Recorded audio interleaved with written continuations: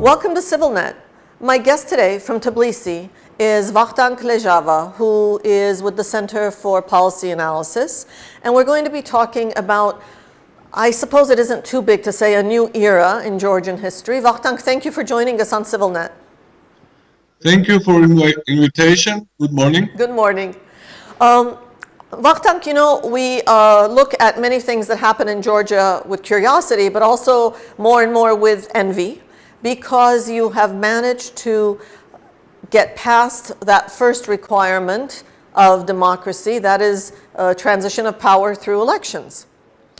Now my questions are about the second part, that is democracy through governance. We've seen how in Egypt the people decided elections weren't enough, we need more for this to be a democracy. What can you say about that big question, about where Georgia stands in that second part?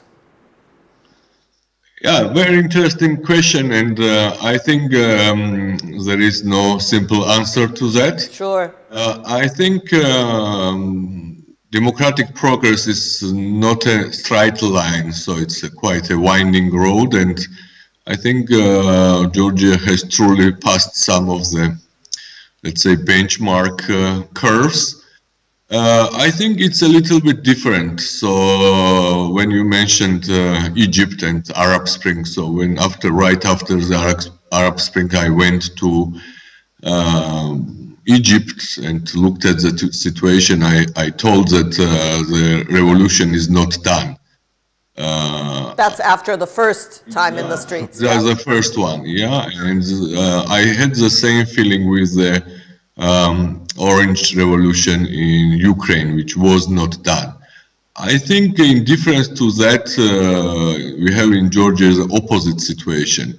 The Rose Revolution was done, and it was done and manifested this, let's say, completion in the transfer of power. So I think the situation is different, and I think this was only possible because Rose Revolution delivered mostly on its promises, curbed corruption, and built the institutions.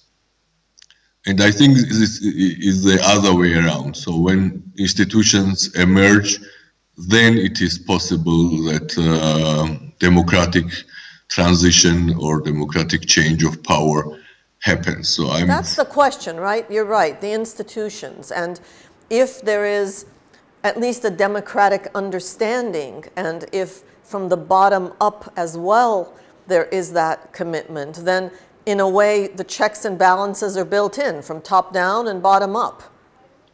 Yeah, I was part of the previous government for 9 years, so serving in quite high positions, including the vice ministerial positions and chief advisor to the prime minister for 9 years. So I'm not a supporter of the new government.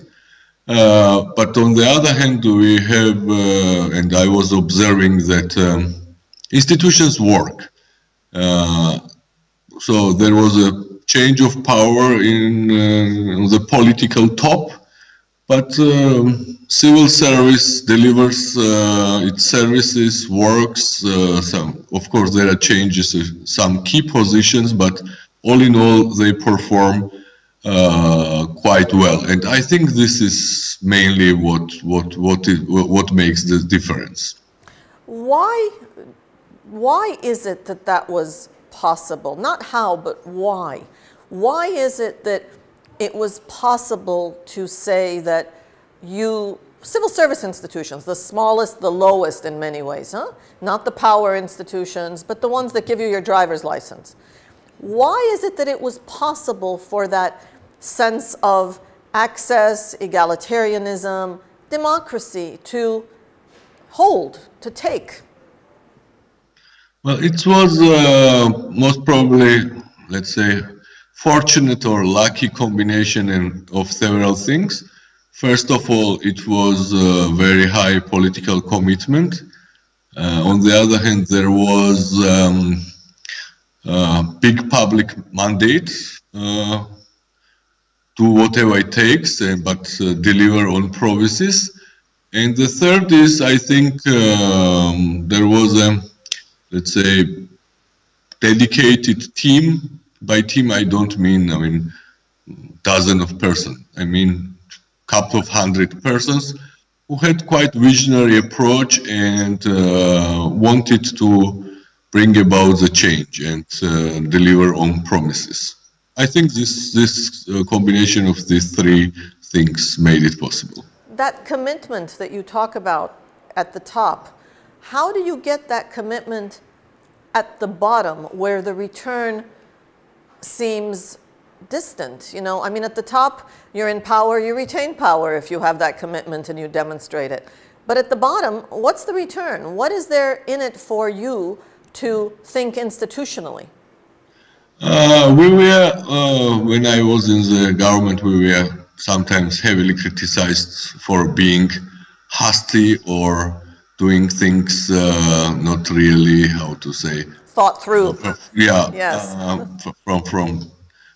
mean, just as you go. Yes. But on the other hand, it was a matter of urgency. So everybody felt, knew that you don't have 4 years or 5 years. You have 6 months. You have to deliver on that, replenish your political mandate, and then do it again, and then do it again, and so on. What was, I mean, striking for me when I was referring to Egypt, I saw that people were thinking in some, I don't know, annual terms. So the next year we will do something, the year after that we will enforce constitution, then in 3 years we will elect the parliament and so on. I mean, when situation is dire, so you need to do it quickly, yeah. And I think support from broadly support from population, from the civil society, was because there were visible deliverables, yeah, in every, let's say, 6 months, yeah. I'm not saying it was perfect, and everybody was supporting, but it was broadly in this way. And do you think that despite the political differences at the top between the former government in power and the current one, do you think that at the people level, at the access level, at the public institutional responsibility level, that commitment remains? Yes, largely yes. Of course, nothing is irreversible and everything can be eroded. You think so? You think it is not irreversible? Nothing is irreversible, yeah. As Ronald Reagan said, we are only one generation away from extinction of the freedom. So you have always to fight. So it's not guaranteed. I'm not saying that it's, I mean, existential threat to that. But if you think something is irreversible, it's a big mistake. But having said that, I think that they are more or less stable, the institutions, as they can be in an emerging democracy and emerging economy. And they function well, and nobody wants to kill the milking cow. That milking cow today is very much dependent on the continuing good governance that is expected, huh? In some ways, the bar is now higher for Georgia. If it was, okay, you held one election, you know, one change of government, let's see if you could do this again. Okay, so you did it again. Now the bar is at governance, which is also complicated because it requires the citizen to participate. It requires the citizen to raise their voice during the process, not just at the very end when they're disappointed or upset. Is that something that is taught? Is that something that you're teaching? Well, I agree with you. And actually, when the previous government politically defaulted on this increased or elevated standard. Yeah, when people, I mean, when political elites thought that we have delivered so much that, I mean, we can sit back. It goes without saying that we should be supported, but the standard expectation from the citizen was, I mean, elevated or lifted even higher.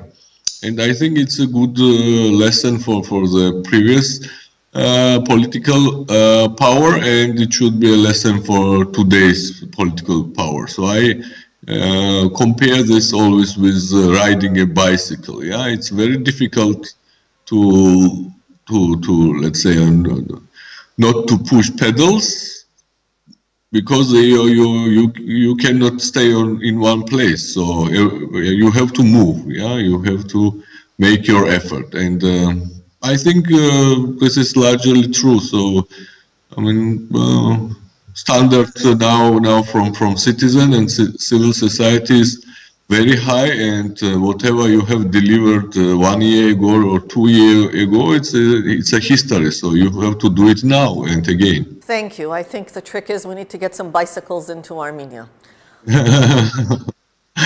Well, bicycles are everywhere, so you need to get a rider. Oh, true, even better. Thank you, Vakhtang Lejava in Tbilisi with the Center for Policy Analysis. We've been talking about Georgia's path forward, and I hope we can continue to talk to you again about the specifics that are on the path to getting there. Yeah, thank you very much. It was my pleasure, and I'm really glad to continue cooperation with you. Thank you very much, and thank you for watching us on CivilNet.